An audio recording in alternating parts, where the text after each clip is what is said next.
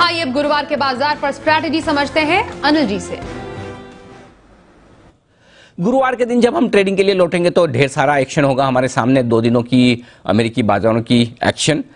हमारे बाजारों के बंद होते वक्त 125 पॉइंट के आसपास डाउ फ्यूचर्स नीचे थे, तो आज का सेशन तो अमेरिका में कमजोर रहने वाला है।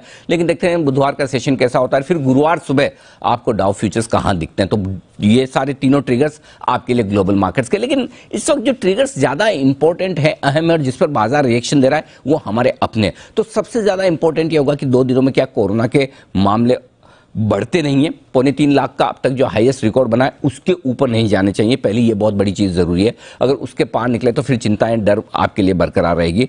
दूसरा ये कि कोरोना को काबू में करने के लिए किस तरह के बड़े एक्शन सरकार की तरफ होते हैं। ये बड़े एक्शन सिर्फ प्रतिबंध लगाने वाले नहीं होने चाहिए। ऑक्सीजन की सप्लाई, दवाओं की सप्लाई, बेड्स बढ़ाना, इन सबको लेकर जो सरकार एक्शन में आ रही है, अगर ये चीजें सामने नजर आती है और मामले कम आते हैं तो परसों के सेशन में आप वायदा कारोबार की एक्सपायरी के दिन फिर से एक्शन तेजी की तरफ आते हुए देख सकते हैं। जहां बाजार बंद हुए वो बेहद अहम लेवल है, एकदम सपोर्ट लेवल अपनी ट्रेडिंग रेंज के एकदम निचले स्तर के आसपास बंद हुए, मेक और ब्रेक लेवल है। तो अगर परसों के सेशन में गुरुवार को अगर आप कमजोरी के साथ गए तो फिर एक बड़े ब्रेकडाउन का खतरा भी है और रिकवरी करने के लिए भी ये लेवल एकदम परफेक्ट है। तो इन सारे लोकल और ग्लोबल संकेतों के बीच वायदा कारोबार की एक्सपायरी के दिन एक्शन भरपूर रहेगा। इमीडिएटली जहां आपको फोकस करना है 14,175 14,250 ये निफ्टी पर सपोर्ट रेंज है।